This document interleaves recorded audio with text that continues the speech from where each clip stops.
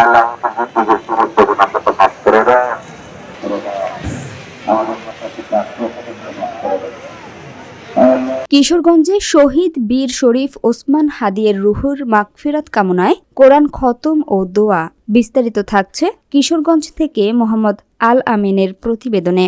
ভারতীয় আধিপত্য বিরোধী আন্দোলনে শহীদ বীর শরীফ ওসমান হাদিয়ের রুহের মাগফিরাত কামনায় কিশোরগঞ্জে পবিত্র কোরআন খতম ও দোয়া মাহফিল অনুষ্ঠিত হয়েছে।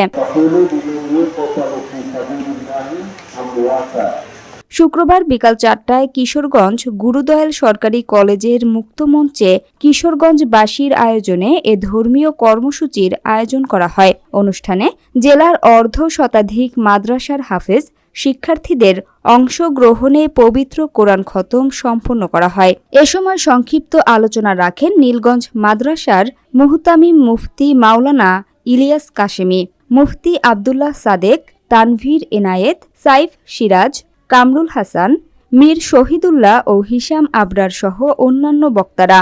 আলোচনায় বক্তারা শহীদ শরীফ ওসমান হাদিয়ের ত্যাগ ও সংগ্রামের কথা স্মরণ করেন এবং তার আত্মার মাগফিরাত কামনায় দোয়া করেন।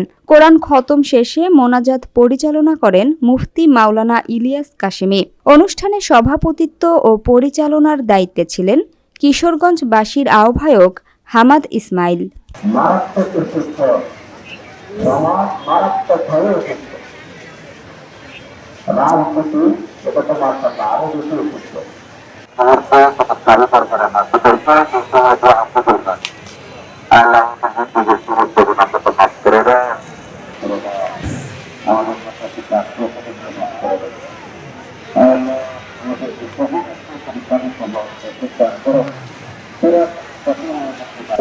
চিন্তা করুন।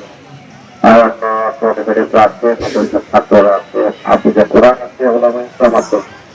আল্লাহ তাদের উদাহরণ, তাদের মেহনতে আমাদের সকলকে কবুল করে নাও।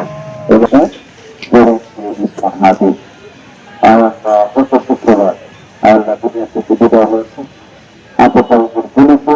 আল্লাহ শহীদের মর্যাদা আল্লাহ লাভ করতে পেরেছে। আল্লাহ তার শাহাদাতকে তিনি কবুল করেন।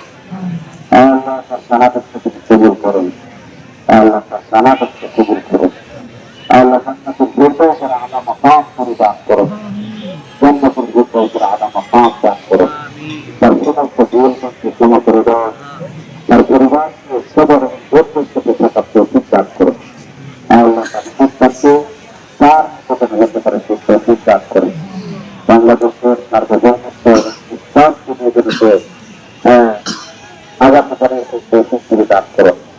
আগে চেতনা রয়ে গেছে, আল্লাহ সেই চেতনা উজ্জীবিত হয়ে আমাদের আগামী প্রজন্মকে গড়ার তৌফিক দান করুন।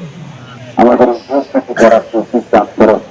সমস্ত আধিপত্যবাদের মোকাবেলা করে সুন্দর সার্বভৌমত্ব এবং ইসলামের সাথে এবং কোরআন সুন্নাহর আলোকে দেশটাকে গড়ার তৌফিক দান করুন। আমাদের পুরুষ যারা মেহনত করতেছে তাদেরকে কবুল করে নাও। যুবক যারা মেহনত করতেছে তাদেরকে তুমি কবুল করে নাও। আগামীর বাংলাদেশ যেন তারুণ্যের বাংলাদেশ এবং ইসলামের বাংলাদেশ হয় সেই তৌফিক দান করুন। সকল